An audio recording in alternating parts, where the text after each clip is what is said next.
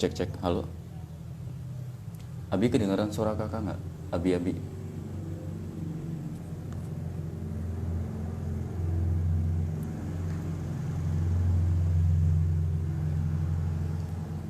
Cek cek, halo.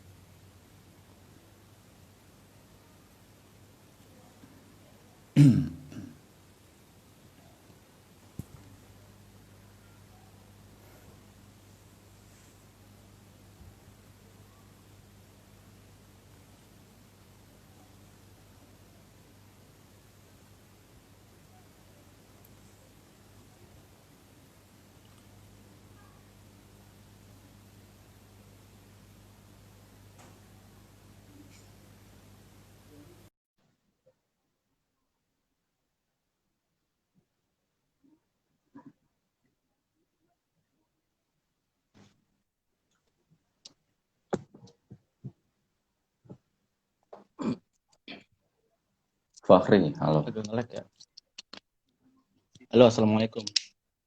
Waalaikumsalam. Gimana, aman nggak di sana? Jaringannya aman kan? Iya, ini jaringannya agak gimana ya? Ini kok saya nggak kelihatan ya. Terus gambarnya juga nggak gerak ini. Tunggu, tunggu, tunggu.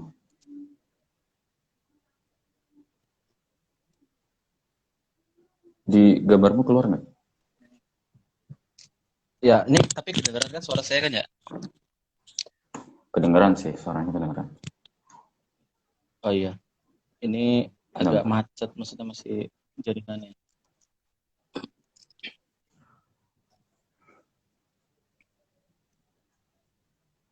Santai, santai, santai. Coba diatur di formatnya sana, bisa nggak? Di apa namanya pengaturan handphone atau Gimana pengaturan infonya? di pengaturan Instagram dulu coba. Jadi kamu langsung masuk tadi kan aku invite di itu. Oh, Nah, bentar, bentar. tuh coba, udah bisa tuh. Oke, Oh, udah kelihatan tuh. ya sudah ya. Alhamdulillah udah kelihatan tuh. Mantap, mantap, mantap. Udah nyaman belum? Dikasih posisi yang nyaman dulu. Jangan tegang, santai aja. Santai lah. Udah siapin kopinya belum? Katanya ngopi dulu biar nggak tegang. Ini ada nih disponsorin. Ini disponsorin nih. Santai. Oke, semangat bucuk. Nah, Mantap, izin mantap. minum dulu ya. Ya, nggak apa-apa, boleh, boleh. Ntar lagi kita mulai eh, yang apa namanya? Semuanya udah join juga di room. Ya, Oke, bentar, bentar. Oh, itu loh ada yang request. Guest speakernya pakai belangkon sesuai yang di pamflet gitu. Ada nggak belangkon gitu? Mungkin waduh, belangkonnya sakralnya di lagi situ kali ya? nggak dibawa. Apa dimuseumkan atau gimana? Aduh, saya belangkonnya nggak dibawa. Ini saya juga syutingnya nggak di rumah soalnya. Apalagi di luar berarti. Iya, lagi di luar. Jadi belangkonnya nggak dibawa. Kalau dibawa mungkin ntar saya pakai ya. Iya sih, sayangnya begitu. Nggak apa-apa lah, nggak masalah. Tetap semangat, tetap jalan. Sebentar lagi kita mulai acaranya ya. Wait.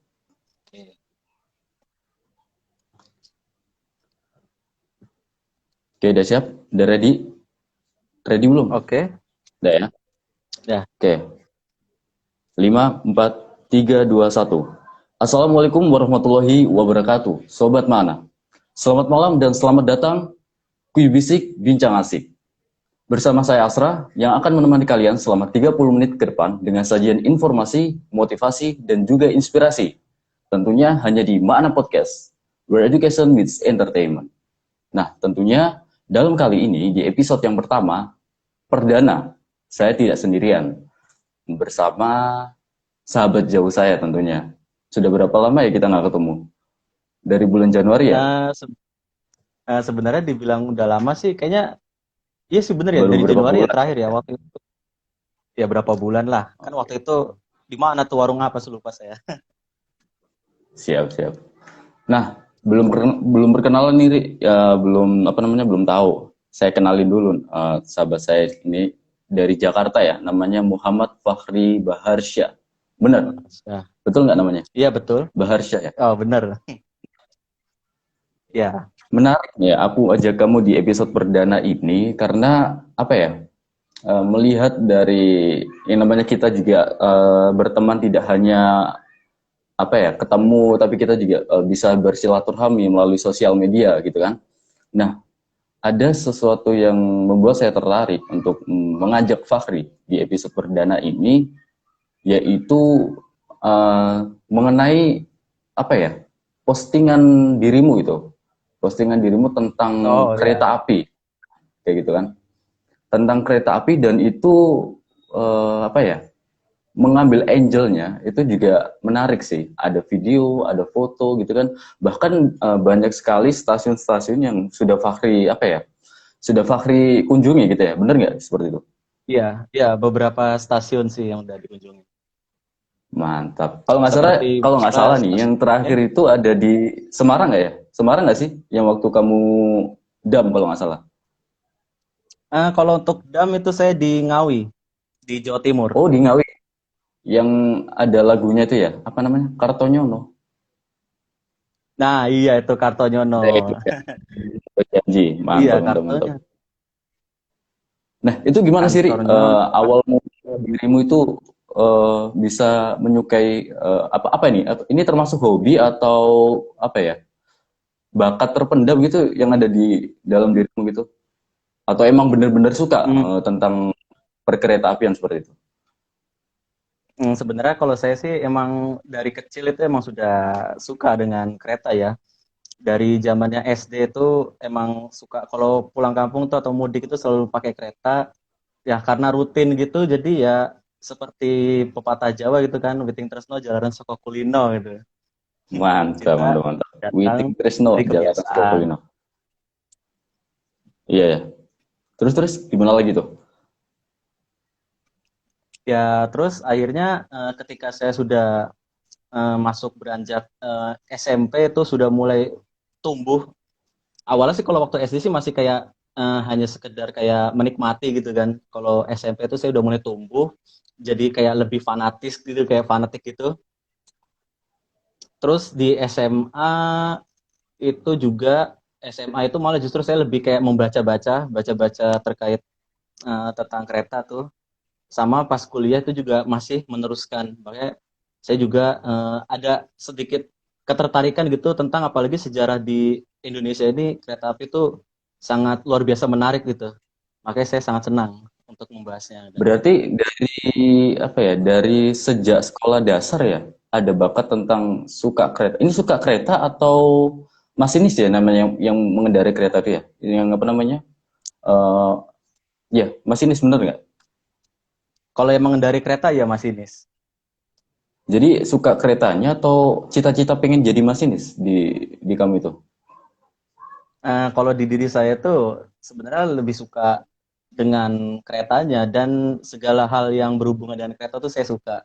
Ya dulu juga punya impian sih pengen jadi masinis gitu kan. Itu cuma Oh ya gitu. Jadi karena belum cita rezekinya magnet jadi itu nggak ya dari. gimana? Nah, kalau boleh tahu, Ri, apa namanya, mengulik sejarah sedikit ya tentang perkeretaapian di Nusantara, khususnya di Pulau Jawa ya, karena Ya Pulau Jawa. sebelum sebelum saya mengajak kamu untuk diskusi malam ini, sempat bilang bahwa stasiun pertama kereta api itu ada di Pulau Jawa ya. Iya di Pulau Jawa, tepatnya di kota Semarang, Mas. Kota Semarang itu yang apa ya? Yang menjadi ikon atau ada lagi stasiunnya itu di Semarang atau gimana? Sebenarnya maksudnya dibilang ikon tuh kayak gimana ya maksudnya? Apa namanya? Jadi di stasiun Semarang itu apa ya? stasiun yang paling fenomenal lah. Jadi ketika saya pergi dari Surabaya ke Jakarta, itu otomatis kan melewati Semarang seperti itu. Apakah yang Ya, dimaksud Fahri stasiun pertama di kota Semarang itu atau yang bagaimana? sebenarnya kalau untuk itu bukan yang itu ya Mas ya, soalnya stasiun kereta api pertama di Kota Semarang itu sebenarnya adanya di Desa Kemijen. Itu Itu kalau yang sekarang pertama. namanya Kampung Sepurlan. Iya, kalau sekarang namanya Kampung Sepurlan itu ada di Semarang. Ya udah deket-deket laut sih emang daerahnya itu. Dan itu bangunannya itu bangunan stasiun kereta api tertua sendiri itu udah bangunannya sudah menjadi satu dengan perkampungan dan udah sulit untuk dilacak gitu keberadaannya. Oh, jadi karena udah nyatu sama perkampungan, jadi bekas-bekas rel kereta api itu ya yang sulit dilacak gitu ya. Iya, Terus selain itu, keberadaannya. Sedangkan ada keistimewaan lagi nggak di apa ya sejarah di kereta api di Nusantara ini yang kamu ketahui gitu? hmm, yang yang membuat saya sangat merasa bahwa ini sangat spesial itu juga karena dari awalnya itu kan sebenarnya Hindia Belanda ya, saya mengatakan Hindia Belanda karena ini dibangun pada zaman Hindia Belanda ya. Ya, Sebenarnya itu Hindia Belanda. Hindia Belanda itu adalah negara kedua di Asia yang sudah mempunyai transportasi kereta api. Sebelumnya ada lagi India ya. India itu dibangun oleh Inggris pada saat itu. Kalau di Hindia Belanda itu yang membangun adalah Belanda. Gitu. Terus selain itu juga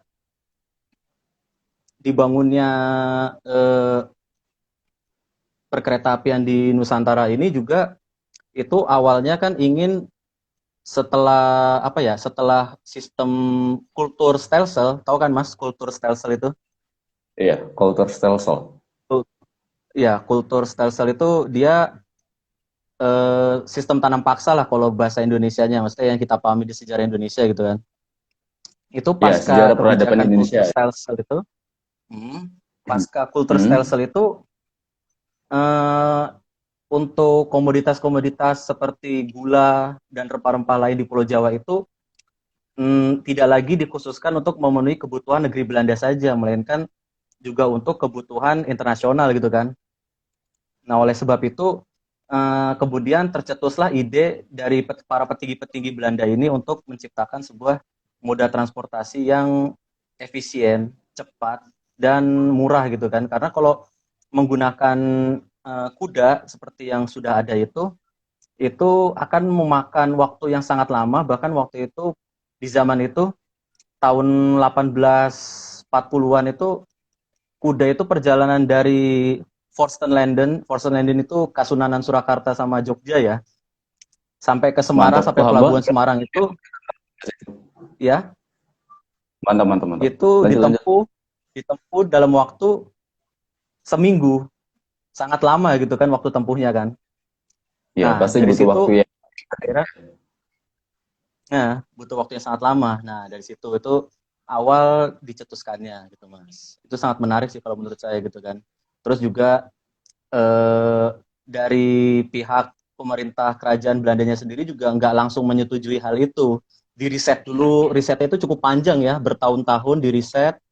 Setelah itu kemudian dari Raja Willem sendiri, Raja Belanda pada saat itu, kemudian pada akhirnya pun menyetujui pembangunan kereta api di Hindia Belanda. Nah, waktu itu juga ada tendernya itu, Mas, Oh, untuk jadi maintain. siapa nantinya yang akan, iya, main tender. Oke, oke. Ya, terus juga Lalu, menariknya yang di awal ya gimana? ya setelah itu, tadi sinyalnya agak nyambung tadi. Oh ya, ya. Terus juga selain itu pasca disetujuinya itu, terus kemudian dari pemerintah kerajaan Belanda sendiri itu bukan menunjuk sih, kayak membuka pintu bagi perusahaan-perusahaan swasta. Siapa nih kayak swasta yang mau menghandle untuk pembangunan kereta api di Nusantara, karena pihak kerajaan Belanda sendiri juga masih ragu-ragu, kayak takut nanti kalau misalnya kita ngebangun rel kereta api di Hindia Belanda itu nanti jatuhnya malah rugi gitu kan. Ya, pasti, Jadi pasti diserahkan hanya ke memikirkan swasta. untungnya, bro. Iya betul. Nah makanya itu kayak mereka tuh mancing-mancing investor swasta dulu gitu untuk melakukan Kalau pembangunan tersebut. swasta ini apakah hanya dari orang-orang Belanda atau mungkin dari orang-orang negara lain? Mungkin dari Indonesia ada kan pada waktu itu? Kalau pada waktu itu sih sebenarnya hanya investor dari Belanda saja ya, yang yang kemudian tertarik untuk membangun jalur kereta api itu di Belanda. Oh, jadi memang apa namanya konsep dari eh, orang-orang Belanda ini untuk membuat moda transportasi kereta api sebagai sarana Hmm, pengantar tadi ya rempah-rempah untuk mempersingkat waktu dan murahnya biaya seperti itu. ya betul. Nah, kalau yang dari saya tahu ketika Fahri bilang ya, katanya di kereta api ini sejarahnya di Jawa Tengah itu sebagai sarana moda kerajaan. Benar benar seperti itu nggak, Fahri? Ya, jadi begini, awalnya kan sebenarnya project untuk pembangunan jalur kereta api itu kan ada kayak semacam tendernya gitu ya. Nah, waktu itu ada Mm-mm. yang mengusulkan pembangunan dari Batavia, terus melewati Bandung, Bandung terus ke arah Forstenlanden tadi yang kerajaan Jawa, lalu sampai ke Surabaya. Itu ada tuh salah satu tender itu. Pokoknya ada banyak tender kayak gitu. Tapi yang dipilih sama Raja Belanda itu adalah yang dari Semarang sampai dengan Forstenlanden tadi, yang Kesultanan Yogyakarta sama Kasunanan Surakarta itu yang dipilih. Nah, itu juga alasan pemilihannya karena pada saat itu memang eh, pihak yang benar-benar sangat dilihat itu memiliki potensi untuk memberikan keuntungan pada kerajaan Belanda itu ya tadi yang pihak kerajaan di Jawa itu. Karena dulu itu Kasunanan Surakarta itu punya 19 pabrik gula tuh di Jawa, sama di yang Kesultanan Yogyakarta tuh sultannya juga punya banyak pabrik gula juga, ada sekitar 18. Nah, makanya itu Oh, bisa untuk dibilang ini tuh proyek kerjasama antara kerajaan di masa lalu itu dengan pihak Belanda. bisa dibilang sebenarnya ya bisa dibilang begitu. Selebihnya itu juga kan biar nanti dari pihak kerajaan sendiri kan otomatis sangat diuntungkan ya dengan hal itu ya. Kayak nanti diangkutnya dengan menggunakan kereta api, lalu kemudian Belanda jadi dapat pemasukan juga dari komoditas-komoditas gula tersebut gitu kan. Nah, itu jadinya. Berarti benar tadi ya dari pihak raja pada masa lalu itu benar-benar mempunyai ide yang visioner gitu kan dengan pembuatan berarti pencetus pertama pembuatan rel kereta api itu dari pihak Belanda dilihat oleh para raja ya untuk bisa mengadakan kerjasama gitu ya untuk pembuatan jalur rel kereta api. Halo Fahri? Ya, tapi sebenarnya ada kisah yang sangat unik nih Mas nih, kisah yang unik nih. Ya, oke oke. Kalau boleh tahu seperti apa itu? Jadi kisah uniknya itu dulu di proyek pembangunan jalan kereta api dari Semarang sampai dengan tadi Forstenlanden tadi itu dari pihak si investor swastanya ini yaitu NISM Nederland Indisch Spoorweg Maskapai ini, dia ini mengalami kerugian Mas, kerugian Oh, akibat dari begitu. jalur pertamanya itu yang dari Semarang sampai dengan Grobogan, itu kan jalur paling pertama tuh yang merupakan step dari pembangunan Semarang sampai Forstenlanden. Itu kan dioperasikan lebih dulu. Nah, pas dioperasikannya itu ternyata jalur itu merugi gitu kan, gak ada untungnya.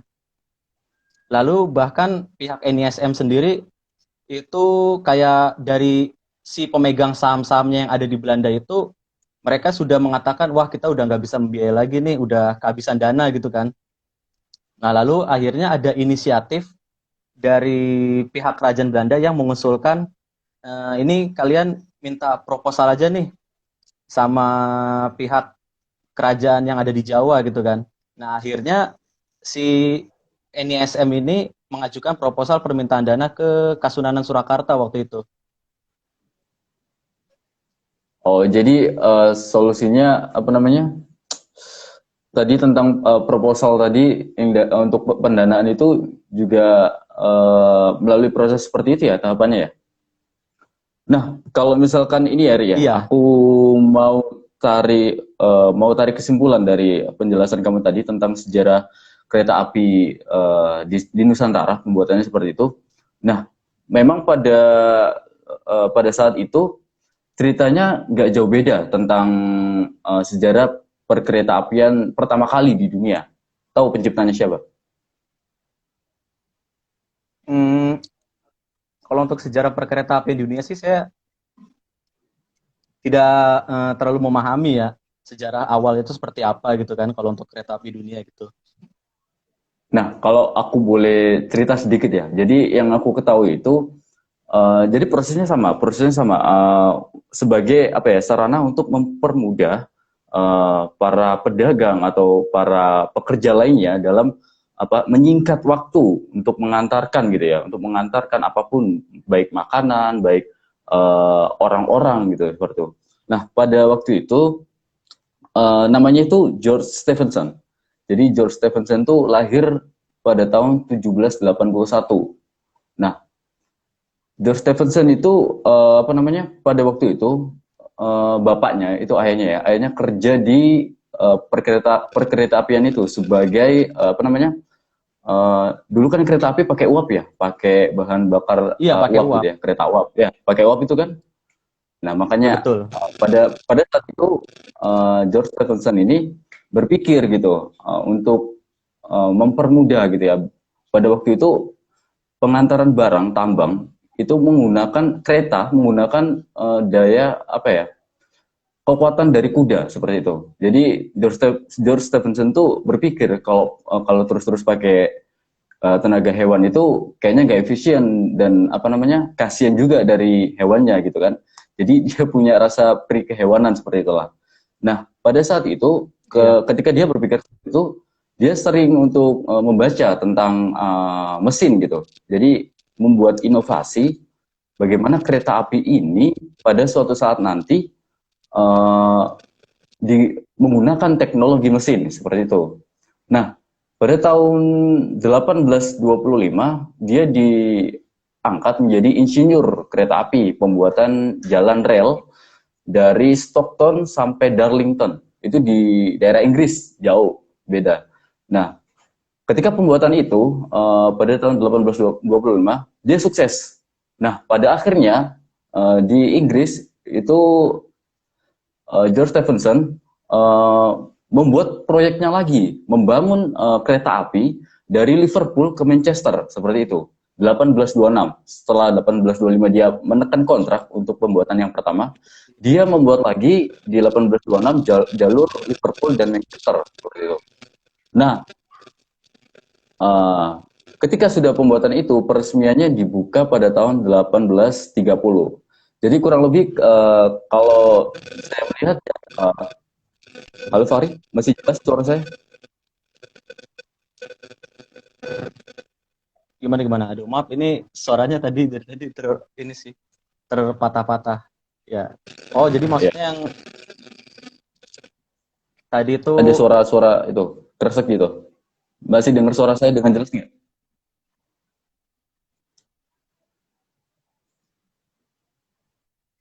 Masih dengar suara Mas saya apa kayak dengan ada jelas? suaranya Halo? dari ya loh, ini sudah terdengar sih. Alhamdulillah. Hmm. Gimana? Oke. Ya, sebenarnya sih kalau untuk dari sejarah kereta api BN itu ya berbeda sih dengan yang di Indonesia gitu kan.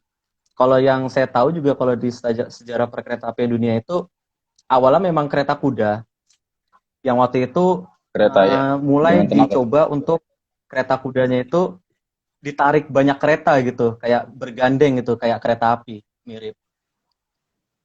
Dan untuk memudahkan jalannya gerobak-gerobak itu akhirnya dibuatkan semacam lintasan kayak rel gitu. Jadi rodanya itu juga dibentuk mengikuti bentuk rel. Jadi biar si kudanya ini kan kalau misalnya kereta kuda itu kalau rodanya itu berjalan di kayak tanah atau mungkin jalan-jalan batu itu kan dia lebih banyak hambatannya gitu kan, dibandingkan jika Ya, benar. menggunakan lintasan rel gitu. Nah itu awalnya dari situ. Untuk apa namanya tuh ide dari menciptakan transportasi kereta itu. Awal idenya dari situ. Lalu pasca ditemukannya mesin uap, nah itu baru tuh mulai diciptakannya kereta apa sih kereta dengan mesin gitu. Kereta dengan mesin. Ya memang sih sangat menarik juga ya karena sebenarnya antara kereta itu sama mobil itu lebih dulu kereta Mas adanya sebenarnya. Justru lebih dulu kereta api daripada mobil ya. Tapi untuk Iya. perkembangannya itu, tapi kalau gini deh, ketika kita melihat kereta di Indonesia itu, apakah berapa persen sih persentase kereta api yang dengan mesin uap sama dengan kereta api yang dengan mesin? Seperti itu. Hmm, maksudnya gimana kereta api yang apa tadi? Apakah kereta api uap di Indonesia itu masih ada? Halo? Hmm. Untuk kereta api uap sendiri itu masih ada dan masih bahkan masih bisa dioperasikan. Hanya saja memang dari PT Kereta Api Indonesia ataupun operator kereta api Indonesia itu dia sudah tidak menggunakan kereta api uap itu untuk operasional, udah nggak digunakan lagi. Sekarang menggunakan kereta api diesel dan listrik yang Oh, digunakan sekarang diesel untuk dan listrik ya? operasional sekarang. Iya, KRL itu ya? iya KRL.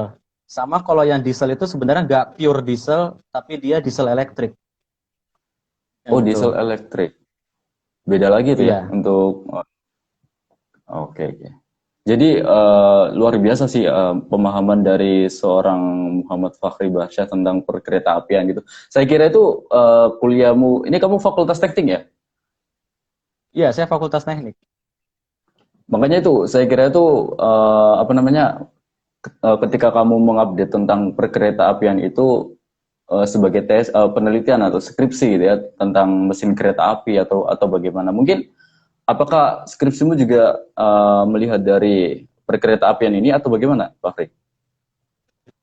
Saya sih sebenarnya belum mengerjakan skripsi ya, jadi juga itu hanya sekedar Akan ada. kayak hobi aja sih saya menulis tentang itu karena interest saya atau apa antusias gitu kan, kayak gitu. Lebih ke hobi sih sebenarnya. Berarti ya tadi ya sering-sering membaca, sering dengar dari kesukaan itu timbullah apa ya pengetahuan buat diri kamu sendiri dan dibagi kepada orang-orang seperti itu. Karena apa? Pada di era yang zaman sekarang ini kita nggak bisa memungkiri bahwa kebanyakan ya semua orang itu ingin semuanya serba instan tanpa ya tadi tanpa mengetahui dari membaca atau dari meneliti dengan sedemikian detailnya seperti itu. Karena ketika orang-orang berlibur atau pergi kemana itu menggunakan transportasi, ya udahlah asal naik kereta atau naik kendaraan lain seperti itu. Jadi tidak mengetahui sejarahnya seperti ini gitu kan. Tidak mengetahui bagaimana kereta api itu dibangun, terus sejarah stasiun pertama di Pulau Jawa ya, tadi kita bahas di Nusantara itu Semarang ya. Ya, Bukan Semarang iya di Tawang ya tapi Semarang. ya. Bukan. Di Ada namanya itu lagi ya, dulu itu Samarang ya, nama stasiunnya Samarang. Semarang Tok ya, pokoknya Semarang. nggak embel-embelen. Itu ya. Semarang Tok nggak ada embel-embelnya seperti itu ya. Iya. Tapi sangat luar biasa sih dari diskusi kita ini ya walaupun apa ya singkat dan memang apa namanya tidak terlalu berat. Jadi ketika kita membahas suatu sejarah itu jangan sampai orang-orang tuh melihat wah duh sejarah nih berat nih kayaknya apaan sih sejarah gitu bahas masa lalu nggak usah diinget-inget lah masa lalu kayak gitu. Kebanyakan seperti itu kan orang-orang Ya. eh, ketika ada kata sejarah seperti itu bahwa kita juga harus mengetahui gitu lebih dalam biar kita menjadi apalagi kita seorang milenial gitu ya harus update ya baik dari masa lalu masa sekarang sampai akan datang pun kita juga harus tetap berpikir inovasi. Contohnya seperti George Stephenson itu ketika dia mencetuskan kereta api mesin ya dari ayahnya itu, dia berpikir bahwa kayaknya gue harus buat kereta api mesin nih gitu ya untuk di masa depan. Dan sampai detik ini juga diwujudkan gitu ya dengan kereta api mesin. Bahkan di Jepang itu kereta api udah gila ya, udah sangat cepat gitu, berapa menit sampai gitu ya, jaraknya jauh banget gitu. Iya, sangat luar biasa, sangat cepat sekali itu. Kereta api Shinkansen itu yang paling hits di Jepang gitu ya, bahkan tercepat di dunia gitu, Masya Allah. Seperti itu. Iya, Ya, tercepat di dunia itu, satu yang tercepat di dunia. mungkin ada apa namanya sepatah kata Ya. atau sampaian dari Fakhri, dari mungkin ada kesimpulan lah dari Fakhri dari hasil diskusi kita ini. Kalau kesimpulan dari saya sih sebenarnya gini ya, apapun hobi Anda gitu kan, itu kalau misalnya Anda tekun, maksudnya tekun dalam kayak kepoin gitu kan, ngepoin hobi tersebut, itu akan menjadi apa ya? Akan menjadi hal yang sangat luar biasa gitu kan, di mana bahkan orang lain pun tidak mengetahui apa yang sedang Anda fokuskan itu. Jadi kayak Anda tuh jadi terasa spesial gitu kan. Spesial, mantap. Karena Pakai telur. ya membuat itu spesial ya. Halo, Ya, Fakhri. jadi terus halo halo ya. Masih Ya. dengar suara saya? Terus selain itu juga oh masih dengar suara, masih dengar kok, masih dengar. Ya, masih terdengar. Oke, oke, lanjut lanjut. Ya. Jadi memang kadang ya untuk masalah hobi itu kadang ada hobi yang memang dipandang aneh. Jadi kayak sebenarnya hobi saya ini juga termasuk yang dipandang aneh juga gitu kan sama orang-orang kebanyakan kan. Garis Karena bawahi dipandang, jangan mengunderestimate-kan tentang dipandang aneh. Ketika saya awal melihatnya kamu ya, melihat kamu ketika postingannya kereta api nih gitu, kayak apa namanya, saya tertarik gitu postinganmu. Jadi ada keistimewaan sendiri untuk orang-orang ya yang dia kan tidak mempunyai bakat seperti itu. Jadi apa yang namanya, bersyukur aja, jangan sampai kamu kayak diremehkan sama orang dengan bakatmu ini. Kamu harus tetap fokus ya, tetap fokus. Bahkan kamu jangan sampai apa ya, hobimu ini menghilang gara-gara orang meremehkan kamu. Apaan sih kereta api jadul banget gitu. Padahal nggak seperti itu. Lanjut lagi Fahri. ya. Kita lanjut ke bagaimana ya Mas sekarang? Kesimpulannya sudah tadi. Ya kesimpulan saya sih lebih ke tadi ya. Terus juga gimana ya? Oh ya, ini juga menunjukkan tadi dari pertimbangan yang masalah gimana Belanda itu membangun jalur kereta api Indonesia ya. Itu kan juga sebenarnya kan awalnya diragukan gitu kan. Bahkan sampai hampir mengalami kebangkrutan dari perusahaan swastanya itu. Namun pada akhirnya mereka meraih kesuksesan yang sangat luar biasa pada masa-masa akhir sebelum Jepang masuk ke Indonesia itu udah itu masa-masa kejayaan mereka. Nah dari sini juga saya belajar bahwa kita tuh kalau ingin membuat sebuah hal besar itu memang harus lakuin dulu. Jadi kita nggak pernah tahu apa yang bakalan terjadi nanti, entah itu berhasil ataupun gagal. Yang penting kita tuh intinya tuh try, coba dulu, harus dicoba dulu. Nggak bisa kita belum apa-apa langsung takut untuk mencoba. Seperti yang tadi tuh bahkan sampai terjatuh kan, bahkan sampai ibarat kata Belanda sebagai eh, koloni, maksudnya yang mengkoloni negeri kita ini, itu bahkan mereka sampai rela minta duit sama kerajaan yang sebenarnya di bawahnya mereka gitu kan.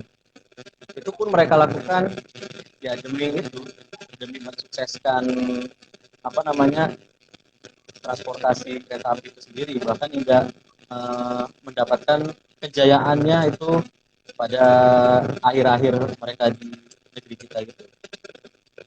Mantap Sih. sekali, mantap sekali. Ini ada pertanyaan nih dari Atal. Dari Atal ada pertanyaan. Apakah kereta api tercepat di dunia dapat diwujudkan di Indonesia gitu? Dapat terwujud lah di Indonesia kereta api tercepat. Mungkin seperti Shinkansen gitu. Untuk kereta api tercepat di dunia itu sebenarnya tidak mustahil juga sih ada di Indonesia gitu kan. Tinggal bagaimana keseriusan dari pemerintah sendiri gitu kan untuk merealisasikan hal ini. Karena kita sudah ada kan proyek kereta cepat Jakarta Bandung itu yang KCIC, kereta cepat Indonesia Cina itu kan Ah, oh ya, sudah yang KCC itu ya. uh, ya KCIC itu kan itu sudah termasuk apa ya, kereta salah satu kereta tercepat di dunia ya, itu sudah ibarat kata tuh sudah Tapi mulai bersaing lah masih itu. proyeknya itu masih berjalan ya yang KCC itu, yang kereta tercepat di Ya, Jakarta Bandung. nah itu untuk KCC itu masih berjalan sih. Dan kalau buat teman-teman kalau misalnya masih penasaran dengan project ini, karena banyak juga nggak sedikit yang kayak meragukan ini sebenarnya project jalan apa enggak sih, atau ini cuma Apalagi seperti ini ya. propaganda doang. Nah itu. Iya, atau bahkan ada yang mengatakan bahwa pemerintah kehabisan duit dan lain sebagainya gitu. Tapi kenyataannya Atau ini project konspirasi gitu. dari, nah iya kayak konspirasi gitu. Tapi kenyataannya project KCC itu masih berjalan, dan kalau mau ngeliat progresnya itu bisa dilihat di Instagramnya di KCIC itu ada. Coba bisa dicari aja itu. KCIC KCIC itu kalau ya. nggak salah itu KCIC underscore ID apa dot ID gitu. Kayaknya KCIC underscore ID kalau nggak salah Instagramnya, bisa dicari itu untuk memantau lah kalau misalnya ingin penasaran dengan proyek kereta cepat. Mantap sekali. Penjelasan dari Muhammad Fakhri Barsyah tentang sejarah gitu ya perkereta apian di Nusantara. Tadi kita juga mengulik sejarah kereta api di dunia terciptanya bagaimana. Bahkan ilmu baru juga dari seorang Fakhri Barsyah yang rela untuk meluangkan waktunya di podcast perdana ini. Semoga apa namanya semakin bermanfaat, nggak hanya buat diri Fakhri, nggak hanya buat saya sendiri, tapi buat teman-teman yang sudah hadir. Jadi tetap semangat buat Fakhri, tekuni hobimu, jangan underestimate-kan dirimu bahwa hobimu ini apa sih diremehkan orang. No, kamu harus tetap semangat, tetap terus yakin bahwa di hobimu itu spesial dan akan ada keberkahan sendiri buat kamu juga tentunya. Nah, untuk teman-teman, nggak terasa ya, sudah 30 menit saya dan Fakhri menemani kalian di Ma'ana Podcast. Tentunya buat teman-teman, Fakhri, kalau boleh tahu di Jakarta, PSBB hari kedua ini bagaimana kondisinya? Untuk PSBB hari kedua ini sebenarnya cukup ketat juga sih sebenarnya. Jadi saya sebenarnya saya posisi juga lagi di Jakarta, kan rumah saya di Bekasi. Saya lagi main ke rumah Hmm, teman saya ini untuk ya untuk biar syutingnya ini backgroundnya bagus lah, soalnya kalau di rumah saya kan juga backgroundnya nggak terlalu bagus gitu kan, makanya saya jadi mantap main ke rumah sekali. teman saya gitu kan. Totalitas. Ya, ya jadi tuh di jalan itu memang perbatasan antara Bekasi Jakarta itu memang ada pemeriksaan ya, pemeriksaan untuk apa PSBB itu. Cuma waktu itu eh, alhamdulillah saya lolos gitu kan, nggak disuruh terbalik ataupun di karantina ya. Tapi perjuangan sih, perjuangan dari Fakhri Barsyah ini sangat diacungi jempol dua nih, jempol dua, karena uh, apa ya, meluangkan gak hanya waktunya, tetapi tenaganya juga seperti itu. Ini nanti berarti balik ke rumah atau stay di rumah teman? Ini nanti paling saya pulang ke rumah lagi. Tetap tetap hati-hati di jalan, tetap tadi ya stay safe, stay healthy dan stay home. Buat teman-teman tentunya ya yang ada di Jabodetabek dan seluruh Indonesia tentunya. Kita harus semangat untuk melawan COVID-19 ini, jangan hanya terpengaruh oleh COVID ini konspirasi atau apa, yang penting kita harus melindungi diri kita dan melindungi orang-orang terdekat tentunya ya. Terima kasih buat Fakhri Barsyah yang Ya, sudah meluangkan waktu, nggak kerasa sudah 30 menit. Semoga di lain waktu kita bisa berkolaborasi lagi untuk menukarkan pikiran, baik apapun itu, motivasi, inspirasi, dan informasi lainnya. Sehat-sehat terus buat Fakhri, nanti pulangnya tetap aman ya, di jalan ya. Jangan sampai apa amin. namanya melanggar protokol atau apa, tetap stay, protokolnya tetap dijaga tadi. Buat teman-teman, sampai ketemu lagi dalam episode Ma'ana Podcast selanjutnya. Terima kasih buat Fahri Barsya, terima kasih buat teman-teman sekalian yang meluangkan waktunya untuk bergabung di podcast perdana malam ini. Sampai jumpa di episode selanjutnya Ma'ana Podcast. 5, 4, 3, 2, 1. Wassalamualaikum warahmatullahi wabarakatuh. Waalaikumsalam warahmatullahi wabarakatuh.